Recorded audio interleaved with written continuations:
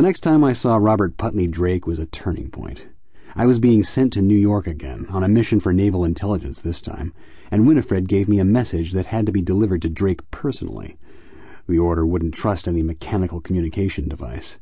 Strangely, my CIA drop also gave me a message for Drake, and it was the same message.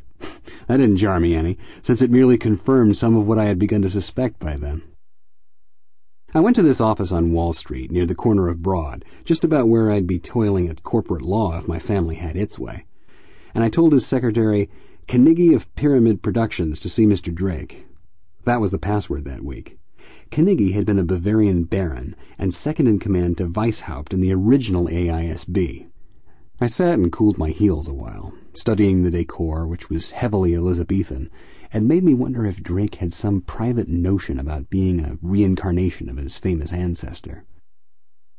Finally, Drake's door opened, and who stood there but Atlanta Hope, looking kind of wild-eyed and distraught. Drake had his arm on her shoulder, and he said piously, "May your work hasten the day when America returns to purity." She stumbled past me in a kind of daze, and I was ushered into his office. He motioned me to an overstuffed chair and stared at my face until something clicked. "Another Carnegie in the woodpile," he laughed suddenly. "Ha ha ha! The last time I saw you, you were a Pinkerton detective." You had to admire a memory like that. It had been a year since the CFR banquet, and I hadn't done anything to attract his attention that night. "I'm FBI as well as being in the order," I said, leaving out a few things. "You're more than that," he said flatly, sitting behind a desk as big as some kids' playgrounds.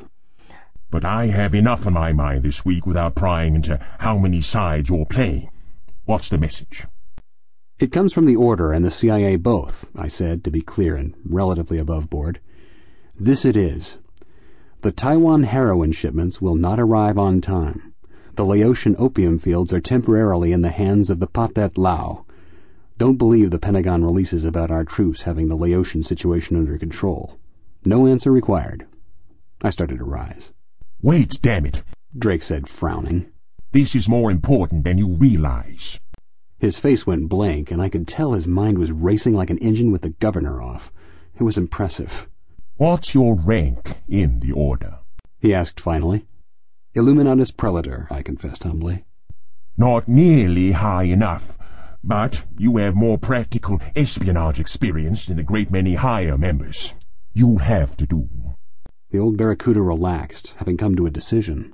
"How much do you know about the cult of the Black Mother?" he asked. "The most militant and most secret black power group in the country," I said carefully. "They avoid publicity instead of seeking it, because their strategy is based on an eventual coup d'etat, not on revolution. Until a minute ago, I thought no white man in the country even knew of their existence, except those of us in the FBI. The Bureau has never reported on them to other government agencies, because we're ashamed to admit we've never been able to keep an informer inside for long. They all die of natural causes. That's what bugs us." "Nobody in the Order has ever told you the truth?" Drake demanded. "No," I said, curious. "I thought what I just told you was the truth." "Winifred is more closed-mouthed than he needs to be," Drake said. "The cult of the Black Mother is entirely controlled by the Order. They monitor ghetto affairs for us. Right now, they predict a revival of the 1960s-style uprisings for late summer in Harlem, on the west side of Chicago and in Detroit. They need to up the addiction rate at least 18%, hopefully 20 or 25% in all those areas, or the property damage will be even more enormous than we are prepared to absorb. They can't do it if they have to cut their present stock even more than it's already cut. There just has to be more junk in the ghettos or all hell will break loose by August." I began to realize that he had used the word monitor in its strict cybernetic meaning. "There's only one alternative," Drake went on. "the black market. There's a very cunning and well-organized group that's been trying to crack the CIA syndicate heroin monopoly for quite a while now. The cult of the Black Mother will have to deal with them directly. I don't want the Order involved at all. They would make it messy, and besides, we'll have to crush this group later when we're able to pierce their cover." The upshot of it was that I found myself on 110th Street in Harlem, feeling very white and unbulletproof, entering a restaurant called the Signifying Monkey. Walking through a lot of hostile stares, I went direct to the coffee-colored woman at the cash register and said, "I've got a tombstone disposition." She gave me a piercing look and muttered, "Upstairs, after the men's room, the door marked private. Knock 5 times. She grinned maliciously. And if you're not kosher, kiss your white ass goodbye, brother." I went up the stairs, found the door, knocked 5 times, and one eye in an ebony face looked out at me stonily.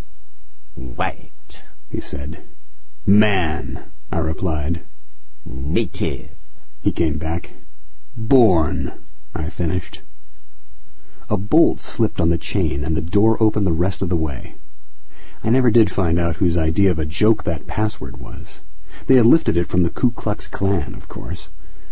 The room I was in was heavy with marijuana smoke, but I could see that it was decently furnished and dominated by an enormous statue of Kali, the Black Mother.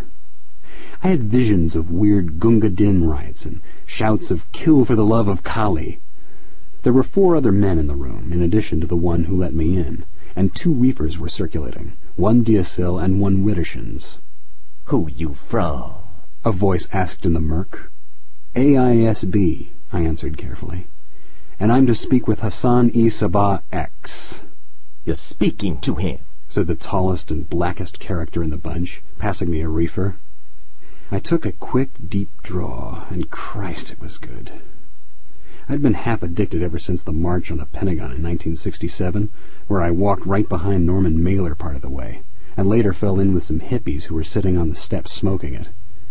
I say I was half addicted since then because, well, 2 of me believe, as a loyal government employee, that the old government publications claiming marijuana is addicting must be true, or the government wouldn't have printed them.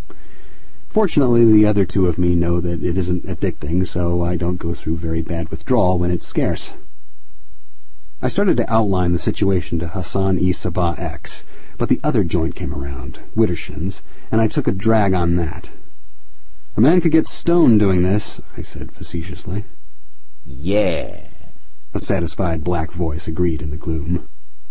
Well, by the time I explained the problem to Hassan, I was so bombed that I immediately let him recruit me for the next step, on his rationalization that a white man could handle it easier than a black man.